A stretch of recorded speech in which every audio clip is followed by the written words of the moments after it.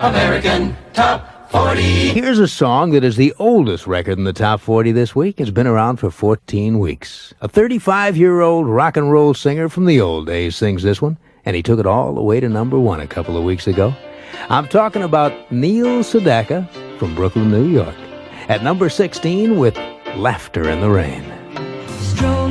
The hits from coast to coast. Well, we're up to number 27 on American Top 40 now, and it's the current hit by the singer-composer whose career really got off the ground back in 1959 when a song he'd written for Little Anthony and the Imperials was turned down.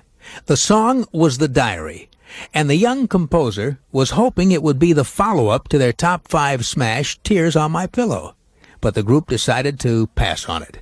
Well, a short time later, the demonstration record which the composer had made of that song fell into the hands of the late Steve Sholes. Now, he was the man who brought Elvis Presley to RCA Records, and he figured he knew a hit when he heard one.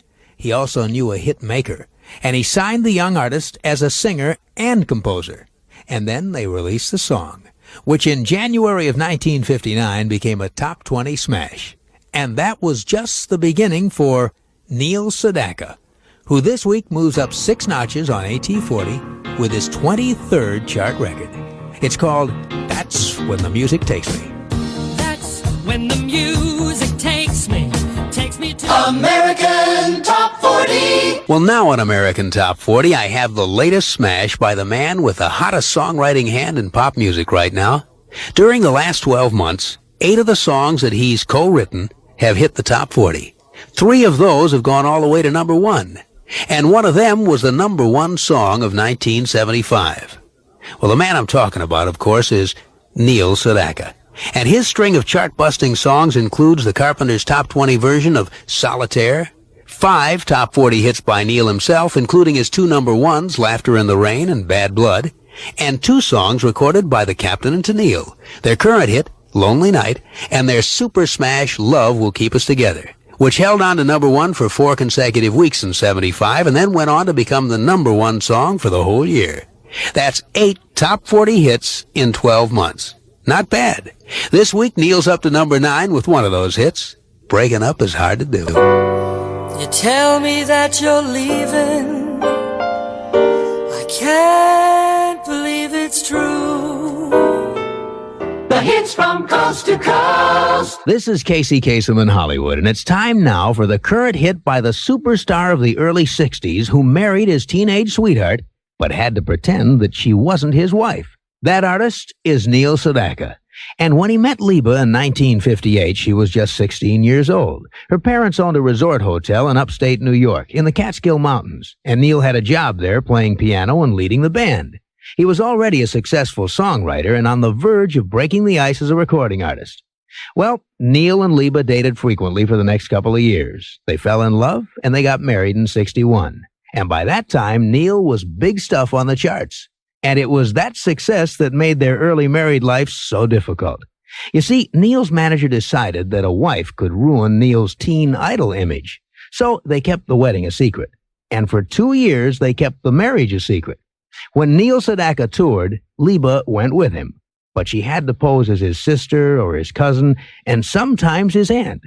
And when she was 8 months pregnant, it got embarrassing not being able to identify herself as somebody's wife. But Mrs. Neil Sedaka has been happily and openly married now for 15 years, and her husband's image couldn't be better. Here's his latest hit, Steppin' Out. Neil Sedaka at number 36. You go where you want.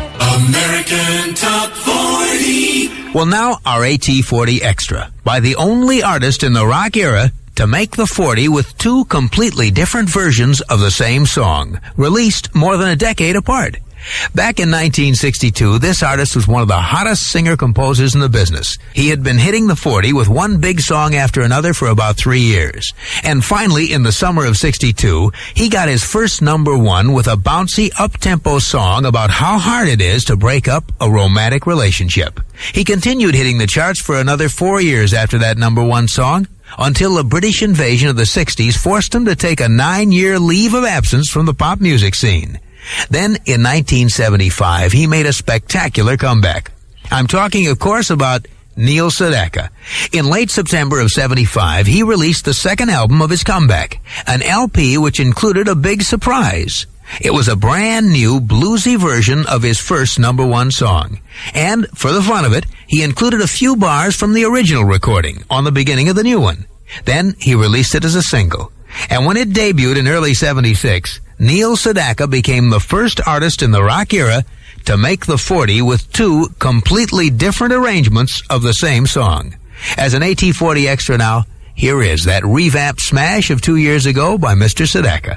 Breaking Up is Hard to Do. A top 10 smash from 1976 by Neil Sedaka, an American Top 40 Extra. Breaking Up is Hard to Do.